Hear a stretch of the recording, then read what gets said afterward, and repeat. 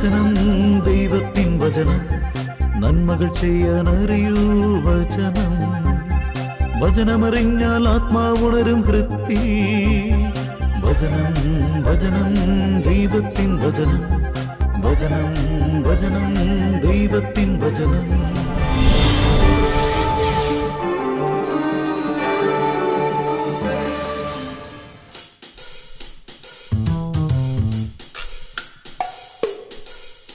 ഈ ഡേവിഡ് പ്ലാപ്പാടൻ ആരാണെന്ന് നിങ്ങൾക്കിപ്പോൾ മനസ്സിലായോ?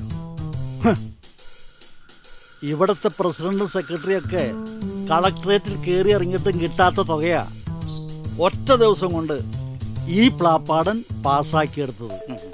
ഓ, സാറിനെ സമ്മതിക്കണം. എടാ, ഞാൻ വെറും ഒരു പൊതുപ്രവർത്തകനാണെന്നും ഒന്നിനും കൊള്ളില്ലാത്തവനാണെന്നും ഒക്കെ ഇവിടെ ചിലവന്മാര് പറഞ്ഞു നടക്കുന്നുണ്ട്. പക്ഷേ ഇവിടെ കാര്യങ്ങൾ നടക്കണമെങ്കിലേ അത് ഡേവിഡ് സാറ് തന്നെ വേണം. സാറിന്റെ പേര് ഫുള്ള് പറയടാ. ആ, ഡേവിഡ് പ്ലാപ്പാടൻ സാറ്. അതാണ്. ബുദ്ധിപരമായിട്ടല്ല, സത്യസന്ധമായിട്ട് ഈ ഡേവിഡ് പ്ലാപ്പാടൻ ഇതുവരെ പ്രവർത്തിച്ചിട്ടുള്ളൂ. അല്ല, അതൊക്കെ നിങ്ങൾക്കും ഈ നാട്ടുകാർക്കും അറിയാവുന്ന കാര്യമാണല്ലോ. പിന്നല്ലാതെ, അതൊക്കെ ഈ നാട്ടിലെ പുൽച്ചെടികൾക്ക് പോലും അറിയാവുന്ന കാര്യമല്ലേ. അതാണ്. അതിൻ്റെയൊക്കെ ഫലമാ ഇതൊക്കെ. എനിക്ക് പിന്നാലെ വരുന്ന അണികൾക്കും ഞാൻ അങ്ങനെ ഒരു മാതൃകയാകാനേ ഇന്നു വരെ ശ്രമിച്ചിട്ടുള്ളൂ, ശ്രമിക്കുകയുള്ളൂ. അതാ ഞാൻ നിങ്ങളോട് പറയുന്നത്. രാഷ്ട്രീയത്തിൽ നമ്മൾ ഒരിക്കലും ബുദ്ധി പ്രയോഗിക്കരുതെന്ന്. സത്യസന്ധമായിട്ട് കാര്യങ്ങൾ ചെയ്യണം. 10-12 വാർഡുള്ള ഈ പഞ്ചായത്ത് ഭരിക്കുന്നത് പ്രസിഡന്റും സെക്രട്ടറി ആണെങ്കിലും ഭരണം നല്ല രീതിയിൽ നടക്കണമെങ്കിൽ ആര് വേണം? അതിന് ഡേവിഡ് പ്ലാപ്പാടൻ സാറ് തന്നെ വേണം. അതാണ്. ഈ പഞ്ചായത്തിൽ മാത്രമല്ല, ഇങ്ങനെ പല പഞ്ചായത്തുകളിലും ഈ ഡേവിഡ് പ്ലാപ്പാടനുള്ള ഹോൾഡ് എന്താണെന്ന് ഇവിടെ എല്ലാവർക്കും അറിയാം. അത് പിന്നെ ഞങ്ങൾക്ക് അറിയാൻ പാടില്ല സാറേ. പഞ്ചായത്തിൽ മാത്രമല്ല, മുനിസിപ്പാലിറ്റിയിലും കോർപ്പറേഷനുകളിലും, എന്തിന് അങ്ങ് ഡൽഹിയിൽ വരെയല്ലേ സാറിന്റെ സ്വാധീനം. അതാണ്. പക്ഷേ അതിവിടെ ചില പീക്കിരികൾക്ക് അറിയില്ല. അത് ഞാൻ സാവധാനം അറിയിച്ചു കൊടുത്തോളാം. നല്ല മനുഷ്യൻ തൻ്റെ ഹൃദയത്തിലെ നല്ല നിക്ഷേപത്തിൽ നിന്ന് നന്മ പുറപ്പെടുവിക്കുന്നു. ചീത്ത മനുഷ്യൻ തിന്മയിൽ നിന്നും തിന്മ പുറപ്പെടുവിക്കുന്നു. ഹൃദയത്തിൻ്റെ നിറവിൽ നിന്നാണല്ലോ അധരം സംസാരിക്കുന്നത്. ലൂക്ക 6:45 സാറേ, ഇതുകൊണ്ട് മാത്രം കാര്യമായില്ല. 3 മാസം കൂടി കഴിഞ്ഞാലേ ഇലക്ഷനാ പറഞ്ഞത്. അതിനുള്ളിൽ എല്ലാ വാർഡുകളിലും പഞ്ചായത്ത് സെന്റർ കുത്താനും 7-ാം വാർഡിലെ കലങ്ക് കെട്ടാനുള്ള തുക പാസ്സാക്കി കൊടുത്തില്ലെങ്കിലേ നമ്മൾ കുഴയൂട്ടാ. അതെ, ആ പ്രസിഡന്റ് എങ്ങാനും നടത്തിയെടുത്താണ്ടല്ലോ. ഒന്നും നടക്കില്ല. എടാ, പട്ടി ചെന്ന പടി തുറക്കൂ. ഈ ഡേവിഡ് പ്ലാപ്പാടൻ വിചാരിക്കാതെ ഇവിടെ ഒന്നും നടക്കില്ല. എങ്കിൽ പിന്നെ സാറിനങ്ങ് പ്രസിഡന്റ് ആവുമ്പോഴല്ലേ? എന്തിനാടാ പ്രസിഡന്റ് ആവുന്നത്? പ്രസിഡന്റ് ആവുന്നതൊന്നും വലിയ കാര്യമൊന്നുമല്ല. നമ്മുടെ കളി പുറത്തു നിന്നാ. കേട്ടിട്ടില്ലേ, കളിക്കാൻ അറിയാവുന്നവന് ഗ്രൗണ്ട് വേണ്ടെന്ന്. പ്രസിഡന്റ് ആകാതെ തന്നെ ഇപ്പോഴും ഈ പഞ്ചായത്ത് ഭരിക്കുന്നത് ഈ ഡേവിഡ് പ്ലാപ്പാടൻ തന്നെയല്ലടാ. അല്ലേന്നോ? അത് പിന്നെ പ്രത്യേകിച്ച് എടുത്ത് പറയേണ്ട കാര്യമുണ്ടോ? അല്ല, ഇത്തവണ ഭരണം നമുക്ക് തന്നെ കിട്ടും. 3-ാം വാർഡിൽ ഞാനും 5-ാം വാർഡിൽ ഈ ജോയി നിന്നാൽ അവിടെ വേറെ ആരും ജയിക്കില്ല. അല്ലേടാ ജോയി? പിന്നെയല്ലാതെ. ഇതാ ഞാൻ പറയുന്നത്. നിങ്ങൾ ധൃതി പിടിക്കില്ലേ? ഏതൊക്കെ വാർഡിൽ ആരൊക്കെ നിൽക്കണമെന്ന് ഞാൻ പറയാമെന്നേ. അതിനൊക്കെ ഇനി സമയമുണ്ടല്ലോ. നിങ്ങൾ തിരക്ക് പിടിക്കില്ലേ? ഇരുന്നിട്ട് കാല് നീട്ടിയാ പോരെ ജോയി? പിന്നല്ലാതെ, അത് മതി സാറേ, അങ്ങനെ മതി. അങ്ങനെ ചിന്തിക്കുക. നിങ്ങളുടെ പരിപാടി എന്താ ഇന്ന്? അല്ല, അങ്ങനെ പ്രത്യേകിച്ച് പരിപാടിയൊന്നുമില്ല. എങ്കിലൊരു കാര്യം ചെയ്യണം. ഈ വാർഡിൽ നിന്നേ കാർഷിക ലോണിന് പരിഗണിക്കുന്ന ആളുകളുടെ ലിസ്റ്റേ നമ്മുടെ ബ്ലോക്ക് ഓഫീസിലെ സുബീറിൻ്റെ കയ്യിലുണ്ട്. അതൊന്ന് വാങ്ങി വൈകിട്ട് എൻ്റെ അടുത്ത് എത്തിക്കണം. നിങ്ങൾ അവനോട് ചെന്ന് പറഞ്ഞാൽ മതി. ഓ ശരി. ആ, എന്താ പറയാൻ പോണത്? അല്ല, എൻ്റെ പേര് ജോയി കിഴക്കേക്കുടിയിൽ എന്നാണ്. ഞാൻ ഡേവിസ് സാറ് പറഞ്ഞിട്ട് വരാണെന്ന് പറയും. കിഴക്കും വടക്കൊന്നും പറയണ്ട, നിന്റെ പേര് ജോയി, അത്ര മതി. ഡേവിഡ് പ്ലാപ്പാടൻ സാറ് പറഞ്ഞിട്ട് വരികയാണെന്ന് പറയണം. പോരെ? ദേ, ബാക്കി ഞാൻ വിളിച്ചു പറയാം. എന്നാൽ പിന്നെ നിങ്ങൾ പോയിക്കോ, എനിക്കൊന്നേ കിടക്കണം. നമുക്ക് വൈകിട്ട് കാണാം. ഓ ഓ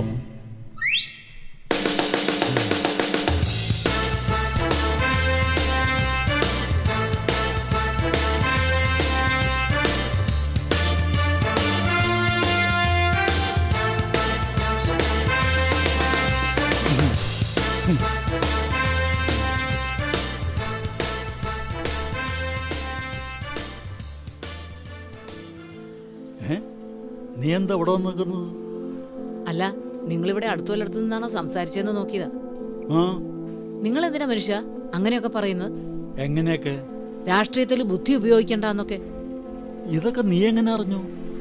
എന്നോട് സംസാരിച്ചിട്ട് ഫോൺ കട്ടാക്കാതെ വെച്ചാ പിന്നെ നിങ്ങൾ പറയുന്നൊക്കെ എനിക്ക് കേൾക്കാൻ പാടില്ലേ? ആ, ഞാനിപ്പോൾ അങ്ങനെ പറഞ്ഞെങ്കിൽ എന്താ? ബുദ്ധി ഉപയോഗിക്കാതെയാണോ നിങ്ങൾ ഇവിടം വരെ എത്തിയത്? രാഷ്ട്രീയത്തിൽ പോയിട്ട് ഏതെങ്കിലും ഒരു കാര്യത്തില് ബുദ്ധി ഉപയോഗിക്കാതെ വിജയിക്കോ? ഇപ്പൊ ബുദ്ധി ഉപയോഗിക്കാത്തത് നീയാ. എടി മണ്ടി, ആ പോയ മുതലുകളെ എന്താ സാധനങ്ങളെന്നറിയോ? കാഞ്ഞ വിത്തുകളാ. ഒന്നും അറിയിക്കാതെയും ഒന്നിൽ ഇടപെടുത്താതെയും ഒരു കണക്കിനാ ഞാൻ അവരെ കൂടെ കൊണ്ടുനടക്കുന്നത്. ഇനി അതിൻ്റെ ഇടയിലേ അവന്മാർക്ക് ബുദ്ധി ഉപദേശിച്ചു കൊടുത്തിട്ട് വേണം എല്ലാവരും കൂടി എന്നെ ഒതുക്കി വീട്ടിലിരുത്താൻ. നിങ്ങളെ ഒതുക്കാനോ? പിന്നല്ലാതെ. ഇങ്ങനെ നിഴല് പോലെ കൂടെ നടക്കുന്നുണ്ടെങ്കിലേ രണ്ടിൻ്റെ മനസ്സിലിരിപ്പ് പറയാ. ആ ജോർജിൻ്റെയും ജോയിയുടെയും. ഡേ, ഇപ്പോഴേ ഇലക്ഷന് മത്സരിക്കാനുള്ള തയ്യാറെടുപ്പിലാ. ഒരുത്തനാണെങ്കിൽ എന്നോട് പ്രസിഡന്റ് ആകാൻ പാടില്ലെന്ന്. ഏത്? ഇത് അവൻ്റെ മനസ്സിലിരിപ്പാണേ. അതിന് നിങ്ങൾക്കെന്താ? അവര് മത്സരിക്കുന്നെങ്കിൽ മത്സരിക്കട്ടെ. ഓ, ഇനി അവരെങ്ങാനും മത്സരിച്ച് പഞ്ചായത്ത് ഭരണത്തിലെങ്ങാനും കയറിയാലുണ്ടല്ലോ, ഞാനിവിടെ ഒപ്പിച്ചു വച്ചിരിക്കുന്ന സകല കള്ളത്തരങ്ങളും മനസ്സിലാവും.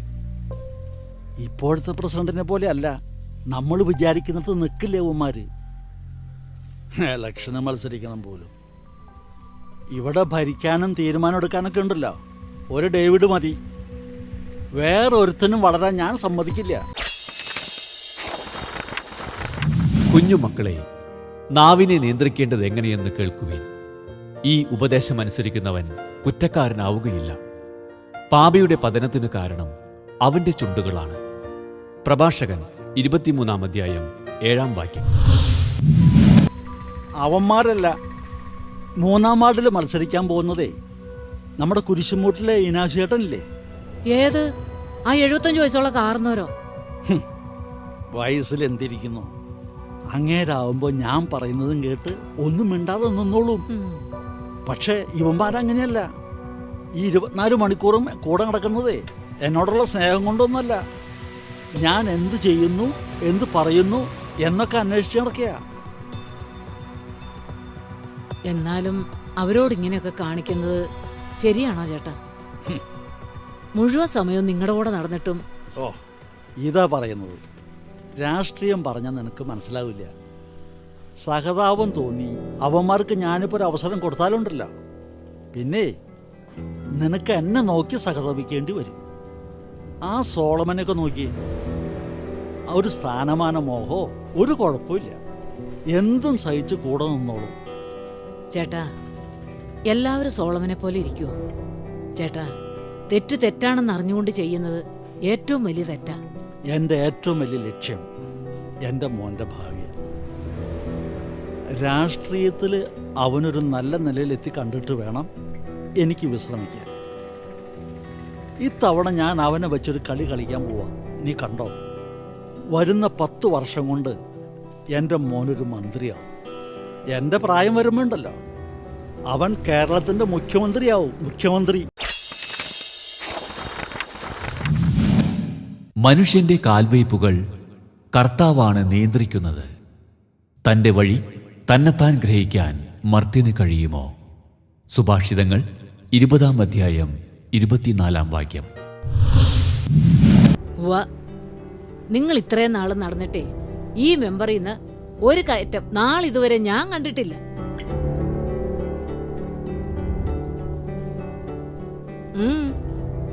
സ്ഥാനമാനങ്ങളിലല്ല, പോക്കറ്റിലെന്ത് വീഴുന്നു എന്നിടത്ത കാര്യം. അതിൽ ഞാൻ മുന്നിൽ തന്നെ. അവനും കൂടി ഒന്ന് വന്നിട്ട് വേണം ഇലക്ഷന്റെ വർക്ക് തുടങ്ങാൻ. ദേ, അപ്പനും മോനും കൂടി എന്ത് കാണിച്ചാലും കൊള്ളാം, ബാക്കിയുള്ളവരുടെ സമാധാനം കളയാതിരുന്നാ മതി. ദേ, നീ നിന്ന് വാചകടിക്കാതെ വന്ന് ചോറെടുത്ത് വെച്ചേ. വാ.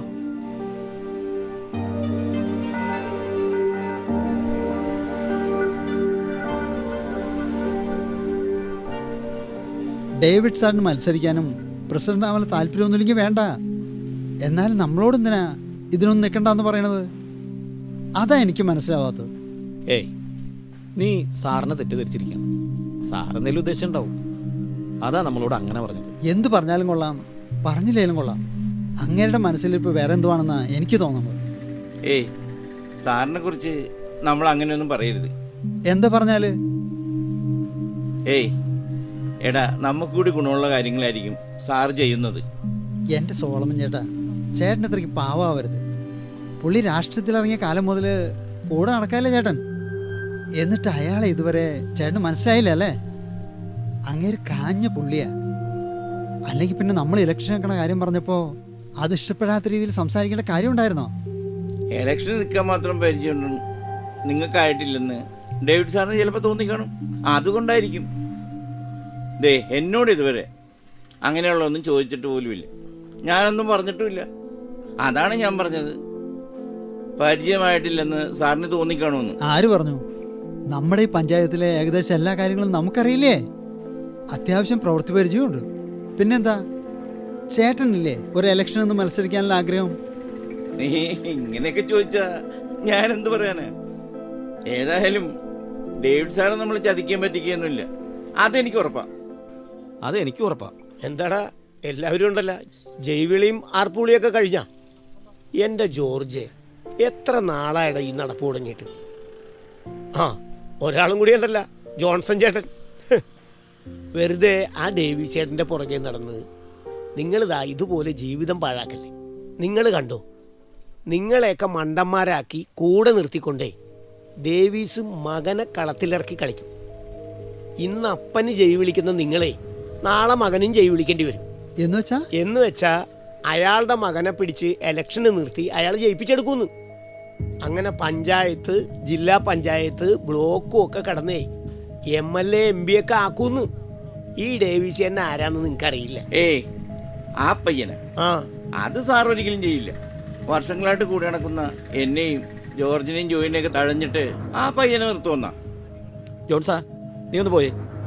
അണികൾക്കും നാട്ടുകാർക്കും വേണ്ടി ജീവിതം ഒഴിഞ്ഞു വെച്ചിരിക്കുന്ന ഡേവിഡ് സാറിനോടെ നിനക്കുള്ള അസൂയാണ് നിന്നെ കൊണ്ട് ഇതൊക്കെ പറയിപ്പിക്കുന്നത്. നിങ്ങൾ എന്തൊക്കെ എങ്ങനെയൊക്കെ പറഞ്ഞാലും സാറിന് ഞങ്ങളെ വിശ്വസിക്കില്ല. ജോൺസാ, നീ ചെല്ലാൻ നോക്കിയേ. ഡേവിഡ് സാർ ശരിയല്ല, ഡേവിഡ് സാർ അങ്ങനെയാണ് ഇങ്ങനെയാണ് എന്നൊക്കെ പറഞ്ഞ് നടക്കാൻ തുടങ്ങിയിട്ടേ നാളെ കുറേ ആയില്ലേ. ഇനിയെങ്കിലും നീ ഇതൊക്കെ നിർത്ത്. എന്നിട്ടേ ഡേവിഡ് സാറിനെ പറ്റി ഞങ്ങളോട് പറഞ്ഞതിനെ തെളിവ് കൊണ്ടുപോകും. തെളിവൊക്കെ വരേണ്ട സമയത്ത് വരും. എന്തിന്? കാണാൻ പോകുന്ന പൂരം പറഞ്ഞറിയിക്കേണ്ട വല്ല കാര്യമുണ്ട്? എത്ര കാലം കഴിഞ്ഞാലും ഇരുള് നീക്കി സത്യം പുറത്തു വരും. നിങ്ങൾ കണ്ടോ? അന്ന് നമുക്ക് കാണാം. ദാ ഈ ഇരിക്കുന്ന ജോൺസൺ ചേട്ടനെയും മറ്റത്തിൽ സോളമൻ ചേട്ടനെയൊക്കെ ഇലക്ഷൻ നിർത്തി ജയിപ്പിച്ചാൽ പോലും ഉണ്ടല്ല, ഇങ്ങനെ വെച്ച് പൊറപ്പിക്കരുത്. ആയിക്കോട്ടെ. അതെ, ഇവനെ ആ ഡേവിഡ് സാറിന്റെ വളർച്ചയിലുള്ള അസൂയാണ്. കുറേയൊക്കെ ആലോചിക്കുമ്പോൾ ഇവൻ പറഞ്ഞാലും കാര്യമില്ലേ എന്ന് തോന്നും. അപ്പം എന്ത് ചെയ്യണം? കുറേയൊക്കെ ആലോചിക്കാൻ നിൽക്കരുത്. ആ എടാ ജോയി, നീ ആ ബ്ലോക്ക് ഓഫീസിൽ പോയിട്ട് ആ കാർഷിക ലോണിൻ്റെ ലിസ്റ്റ് മേടിച്ചിട്ടില്ലല്ലോ. അത് നാളെ രാവിലെ തന്നെ മേടിക്കണം കേട്ടോ. അത് ശരിയാ, രാവിലെ തന്നെ പോയി നമുക്കത് മേടിക്കണം. അല്ലെങ്കിൽ ഡേവിഡ് സാർ അതും പറഞ്ഞ് വിളിച്ചോണ്ടിരിക്കും. നീ ആ ഡേവിഡ് സാറിനെ വല്ലാതെ തെറ്റിദ്ധരിച്ചിരിക്കണ്ട. നീ വന്നേ.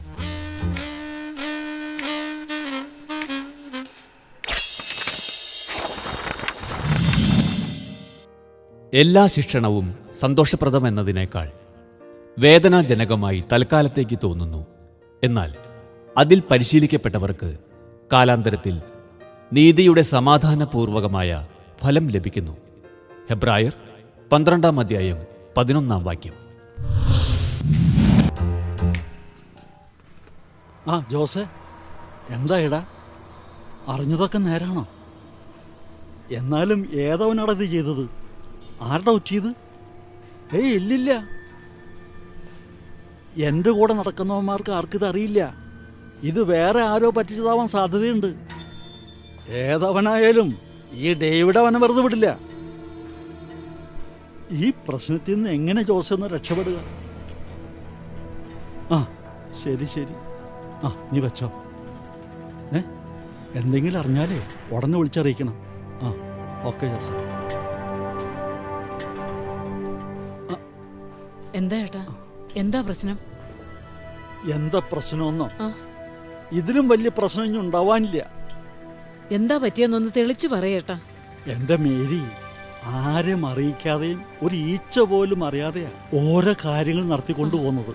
അങ്ങ് മുകളിൽ എനിക്കുള്ള ഹോൾഡ് ഒന്നുകൊണ്ട് മാത്രമാണ് പല ഫണ്ടുകളും ഈ പഞ്ചായത്തിൽ പാസ്സാക്കി എടുത്തിട്ടുള്ളത്. അതുകൊണ്ട് തന്നെ അതിൻ്റെ നല്ലൊരു ശതമാനവും ഈ ഡേവിഡിന് അവകാശപ്പെട്ടത് തന്നെയാ. എന്നിട്ടിപ്പോ ഈ പഞ്ചായത്തിൽ അനുവദിച്ചിട്ടുള്ള ഒരു ഫണ്ടും വേണ്ട രീതിയിൽ ഉപയോഗിക്കുന്നില്ലെന്നും അതുൾപ്പെടെ ഇവിടെ നടക്കുന്ന എല്ലാ അഴിമതിയുടെയും പിന്നില് ഞാനാണെന്നും പറഞ്ഞ് തെളിവ് സഹിതം പരാതി അയച്ചിരിക്കുന്നു. വഞ്ചന ചെയ്യുന്ന ഒരുവനും എൻ്റെ ഭവനത്തിൽ വസിക്കുകയില്ല. നുണ പറയുന്ന ഒരുവനും എൻ്റെ സന്നിധിയിൽ തുടരാനാവുകയില്ല. സങ്കീർത്തനങ്ങൾ 101-ാം അധ്യായം 7-ാം വാക്യം. ആര്? ആ കളക്ട്രേറ്റിലുള്ള ജോസ് വഴിയാ എനിക്കെതിരെ ഇങ്ങനൊരു പരാതി ചെന്ന വിവരം ഞാൻ അറിയുന്നത്. ഇനി ഇതിനെതിരെ ഒരു അന്വേഷണം ഇങ്ങനെ ഉണ്ടായിട്ടുണ്ടല്ലോ, ഞാൻ പെട്ടതാ. എന്റെ ദൈവമേ, ദേ തൽക്കാലം നിന്റെ വായിന്നേ ഇത് വേറെ ആരും അറിയരുത്. കൂടുതൽ ആരും അറിയാതെ ഇത് കൈകാര്യം ചെയ്യാൻ പറ്റുമെന്ന് ഞാനൊന്ന് നോക്കട്ടെ. എന്തെങ്കിലും സംഭവിച്ചാണ്ടല്ലോ ഇത്രയും നാളുകൊണ്ട് ഞാൻ ഉണ്ടാക്കിയ സകല ഇമേജും പോവും. ദൈവത്തെ മറന്ന് ഓരോന്ന് ചെയ്തു കൂട്ടുമ്പോഴും ഞാൻ പറയാറില്ല ചേട്ടാ. ദേ മിണ്ടരുത്, ഒന്നുകളയും ഞാൻ. മനുഷ്യനോട് ഒരു സമാധാനം ഇല്ലാതിരിക്കുമ്പോഴാ അവളുടെ ഒരു ഓർമ്മപ്പെടുത്തല്. പോടുന്നു.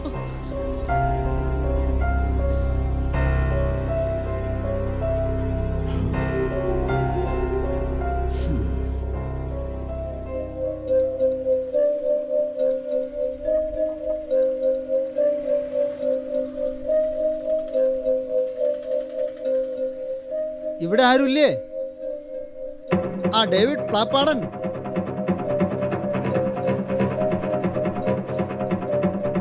അയാളില്ലേ ഇവിടെ?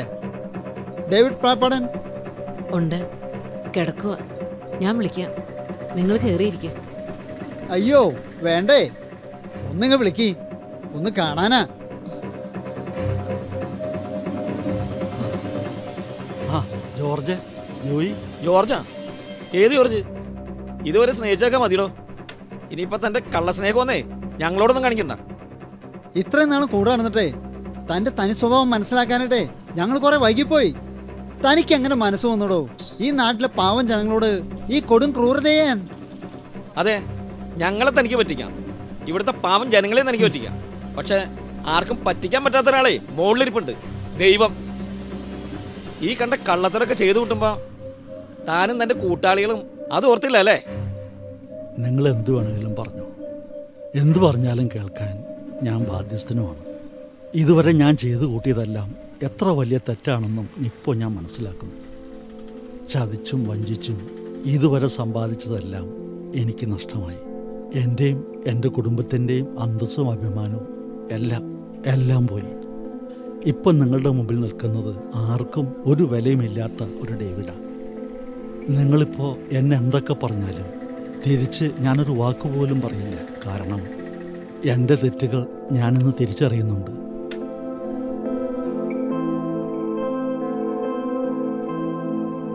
നിനക്കൊന്നും പറയാനില്ലേ സോളമ? ആരാ എന്നെ ഒറ്റിയതെന്ന് അരിച്ചു പെറുക്കി വന്നപ്പോൾ ഒരിക്കൽ പോലും നിന്റെ മുഖം എൻ്റെ ഓർമ്മയിൽ വന്നില്ല. പക്ഷേ എന്നെ എത്ര വലിയ കുടുക്കിൽപ്പെടുത്തിയത് നീയാണെന്ന് അറിഞ്ഞപ്പോൾ ദൈവത്തിന് അസാധ്യമായി ഒന്നുമില്ലെന്ന് എനിക്ക് മനസ്സിലായി. സ്ഥാനമാനങ്ങൾ മോഹിച്ചാണ് ഞാനിങ്ങനെ ഒരു പ്രവൃത്തി ചെയ്യാൻ തയ്യാറായത്. പക്ഷേ വിവരങ്ങളെല്ലാം അറിഞ്ഞു കഴിഞ്ഞപ്പോൾ എനിക്ക് തോന്നി സാർ ഇതിന് അർഹനാണെന്ന്. ഇത് ചെയ്യേണ്ടത് നാളിതുവരെ സന്തത സഹചാരിയായി കൂടെ നടന്ന ഞാൻ തന്നെയാണെന്ന്. ജോൺസാ, നീ പലപ്പോഴായി പറഞ്ഞപ്പോഴും ഞങ്ങളിതാരും വിശ്വസിച്ചില്ല. ജോയി, ആ ഡേവിഡ് സാറിന്റെ കള്ളത്തരങ്ങൾ പുറത്തു കൊണ്ടുവരാൻ കാരണക്കാരൻ ഈ ജോൺസൺ തന്നെയാ. വളരെ വാല്യുബിൾ ആയിട്ടുള്ള കുറച്ച് രേഖകൾ എനിക്ക് കളക്ട് ചെയ്ത് കൊടുക്കാൻ പറ്റി. അതിലെനിക്ക് ഒട്ടും വിഷമം തോന്നിയില്ല. പല പ്രാവശ്യം തെറ്റുകളിൽ അറിയാതെയാണെങ്കിലും നമ്മളെല്ലാം ഉൾപ്പെടുത്തിയതാണല്ലോ എന്നോർത്ത് ഇനിയുള്ളതെല്ലാം ഒറ്റയ്ക്ക് അനുഭവിക്കട്ടെ. സോളമ, ജോൺസ, നിങ്ങൾ എന്നോട് ചെയ്തത് ക്രൂരതയാണെന്നൊന്നും ഒരിക്കലും ഞാൻ പറയില്ല. ചെയ്തു പോയ തെറ്റുകൾക്ക് എനിക്ക് ലഭിക്കേണ്ട ശിക്ഷയായിട്ട് ഞാനിതിനെ കാണുന്നുള്ളൂ. എന്നോട് എല്ലാവരും ക്ഷമിക്കണം. ചേട്ടനൊന്ന് നിന്ന്. ചേട്ടാ, ഈ ലോകത്ത് ആദ്യമായിട്ട് തെറ്റ് ചെയ്യുന്ന ആളൊന്നുമല്ല ചേട്ടൻ. മനസ്സറിഞ്ഞ് പശ്ചാത്തപിച്ചാലുണ്ടല്ലോ തെറ്റുകൾ പുറത്തു തരാൻ ദൈവത്തിന് കഴിയും. ചെയ്ത തെറ്റുകളെ ഏറ്റുപറഞ്ഞ് ദുരാഗ്രഹങ്ങൾ വെടിഞ്ഞ് ജനങ്ങൾക്ക് വേണ്ടി പ്രവർത്തിക്കാൻ കഴിഞ്ഞാൽ അവരാഗ്രഹിക്കുന്ന നല്ലൊരു നേതാവാകാൻ ഇനിയും ചേട്ടന് കഴിയും. അവരിരു കൈയും നീട്ടി ചേട്ടനെ സ്വീകരിക്കും. ഇനി നിങ്ങളോട് ഈ ഡേവിഡ് ഏട്ടൻ ഇങ്ങനെയൊക്കെ ചെയ്തതിലുള്ള വിഷമമല്ല, മറിച്ച് നിങ്ങളെയും കൂടിയൊക്കെ ഉൾപ്പെടുത്തി സ്ഥാനമാനങ്ങൾ തരാത്തതിലുള്ള അമർഷമാണ്. എങ്കിലൊരു കാര്യം നിങ്ങൾ ഓർത്തു, ഈ ഡേവിഡ് ഏട്ടൻ പഴയ നേതാവല്ല, പുതിയൊരു മനുഷ്യനാണ്. നിങ്ങളെല്ലാം നേരിൻ്റെ വഴിയിൽ, നന്മയുടെ വഴിയിൽ പുതിയനെ സേവനം ചെയ്ത് ഇനിയും ഒരുമിച്ച് നിൽക്കണം, പ്രവർത്തിക്കുകയും ചെയ്യണമെന്നാണ് എനിക്ക് പറയാനുള്ളത്.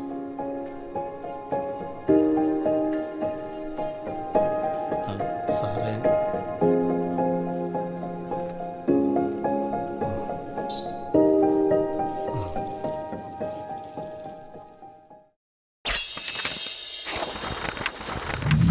ദൈവം ക്രിസ്തു വഴി നിങ്ങളോട് ക്ഷമിച്ചതുപോലെ നിങ്ങളും പരസ്പരം ക്ഷമിച്ചും കരുണ കാണിച്ചും ഹൃദയ ആർദ്രതയോടെ പെരുമാറുവിൻ. എഫേസോസ് 4:32. നിങ്ങളുടെ വിലയേറിയ അഭിപ്രായങ്ങളും നിർദ്ദേശങ്ങളും ഞങ്ങളെ അറിയിക്കുക. ദി പ്രൊഡ്യൂസർ, വചനം പറയുന്നത്, divine vision, divine retreat centre, Muringoor PO, Chalakudy 680309. Phone 8891952600. Email വചനം പറയുന്നത് @gmail.com.